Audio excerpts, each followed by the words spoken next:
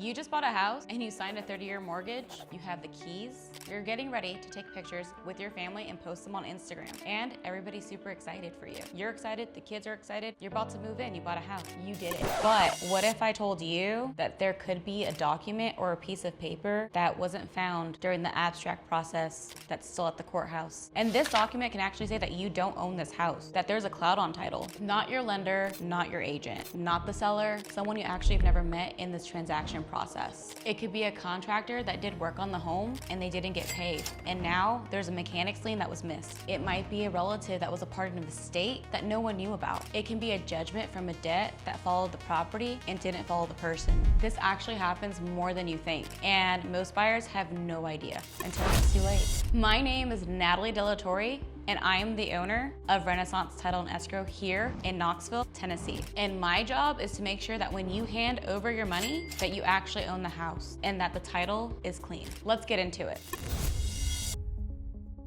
When you buy a car, you do Carfax. You want to know the history of that car. Has it been in an accident? How many previous owners does it have? Is there any hidden damage? A house works the same way, except the stakes are a lot higher. You're not investing $15,000. Instead, you just invested $400,000 in a home. There's no app for this. There is nothing that you can actually do if you don't have the background in this. A title search is needed. And guess what? When we run a title search, it's a human that actually does it. We call them abstractors. They go to the courthouse and they get the documents. We go back through the records. Sometimes it can be decades, sometimes it's 45 years. The minimum that we go through is a 30-year history on the property, and we will dig further if we need to. We're looking for anything that could cloud the title. We're looking for liens that haven't been released. We're looking for anything and anyone that could possibly take this home from you after you've purchased it. A lot of things can attach to a property, and we want to make sure that the home actually transfers to you. Think of it like a background check, but for the house or the land that the house sits on. Maybe someone renovated a kitchen 5 years ago and they didn't get paid. So guess what? Now that person that didn't get paid, they filed a mechanic's lien. And they didn't file it just against the person, they filed it on that actual property. And those liens don't disappear unless you get them released. So you bought this house and you just inherited debt that you had no idea about. When you go to sell that property, or maybe you're gonna refinance, that debt is on there and it needs to get paid. And guess who owes it? The person that actually owns the house now. Or how about the estates? Someone passed away and they left the property to their heirs. Or in their will, they state that they left one of the heirs out. They don't want one of their kids to have any equity in this home.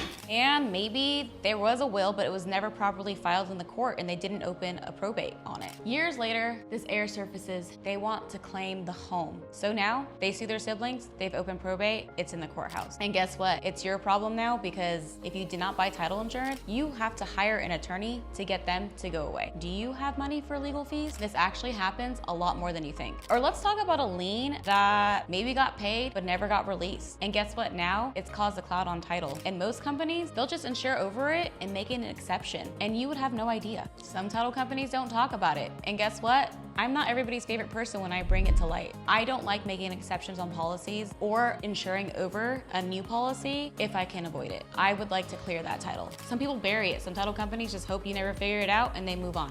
We at Renaissance, we don't do that. We track it down and we get it released. We do everything in our power to make sure it's not gonna be a problem for you if you refinance or you sell this house. We wanna make sure you, as the buyer, you close with a clean title. That's the difference between pushing paper and protecting the deal. And guess what? Unpaid property taxes, that follows the property too. Not the person who owned them, not the person you bought it from. So if that seller had back taxes and they didn't get paid, guess what? You gotta pay them. That bill now becomes your issue. So the moment you close, it's important that all those property taxes and everything gets looked at prior to getting to the closing table. And us at Renaissance Title and Escrow, we try to catch these. We speak to the assessor's office, we call them directly. I am Nathalie Torre. I don't push paper, I protect the deal.